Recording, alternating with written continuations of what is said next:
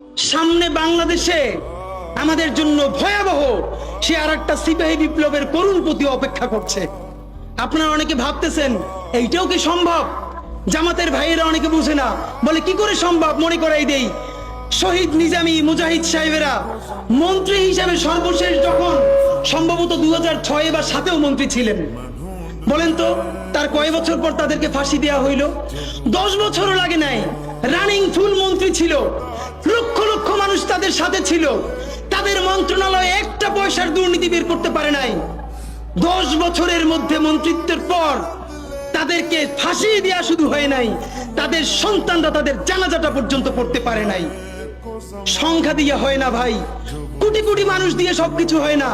আজকে আপনারা প্রথম আলোর বিরুদ্ধে বলেন, এই যে আসার সময় বলতেছিলাম শায়েক রে, প্রথম আলোর প্যারালাল কাছাকাছি একটা পত্রিকা কি আমরা দাঁড় করাইতে পারছি?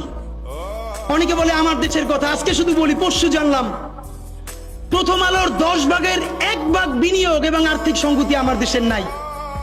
5 কোটি টাকা হইলে আমার দেশে একটা নতুন প্রেস কিনতে পারে, তাইলে পত্রিকাটা ঠিক মতো ছাপাইতে পারে, ভাড়া লাগে না, সেই টাকাটাও তাদের নাই। ভাই, ভালোবাসা দিয়া পয়সার কাজ হয় না। 50,000 টাকা যে এই লোকটার স্যালারি, এই কাজ যদি 20,000 টাকা দিয়ে করাইতে চান, কোনদিন 50,000 টাকা রিপোর্ট এবং স্কিল আপনি পাবেন না। ওই 50,000 টাকাই লাগবে। মানুষ মাগনা কাটে 3 দিন, একজনকে দাওয়াত খাওয়ায় 2 দিন 3 দিন, তারপরে আর চলে না। আমাদের আর্থিক যোগ্যতা অর্জন করতে হবে। আমাদের অনেকগুলো প্রতিষ্ঠান লাগবে, একটা প্রতিষ্ঠান না।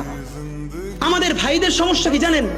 সে আজকে যদি হাটাজারি মাদ্রাসা দিয়ে কেউ একটা পত্রিকা বার করে, সেই পত্রিকাটাও সে জাতীয় মূলধারা বানাবে না, দেবে দৈনিক হাটাজারি সে বানাবে। মানে কোনো না কোনো ঘুরে ফিরা তার চিন্তায়, মননে, মগজে প্রথমে হয়তো হাটাজারি, সর্বোচ্চ বড় হইলে হেফাজত, এরপরে সর্বোচ্চ বড় হইলে বাংলাদেশের শুধু মুসলমান। ভাইরা, এই মুসলমানের বাইরের যে জনগোষ্ঠী, সেটা কি আপনার না? আপনি ভাবেন এই দেশের আপনি প্রধানমন্ত্রী, তারপরে ভাবেন আপনার জনগোষ্ঠী কারা, আপনি সেরকম চিন্তা করেন। সুতরাং আমি কথায় অনেক ভুল ভ্রান্তি বলতে পারি, কিন্তু বিশ্বাস করেন আমার কলিজা চিল্লেও আপনারা শুধু যেটা পাবেন সেটা হইল আমি চক্ষু বন্ধ করে দেখতে পাই। আমরা যদি যোগ্যতা নিয়ে 5-10 বছরের মধ্যে দাঁড়াইতে না পারি, এই ভিডিও, এই ছবি, এই শহীদ পরিবার, এই আহত, এদের জীবন তো শেষ। এদের পরবর্তী জেনারেশনকে পর্যন্ত কি ভয়ানক গণহত্যার শিকার হইতে হবে আমরা চিন্তাও করতে পারতেছি না। সুতরাং বাংলাদেশের স্বাধীনতা, সার্বভৌমত্ব, বাংলাদেশের ইসলাম এবং মুসলমানকে বাঁচাইতে হইলে আমাদেরকে তুমুল যোগ্যতা অর্জন করতে হবে।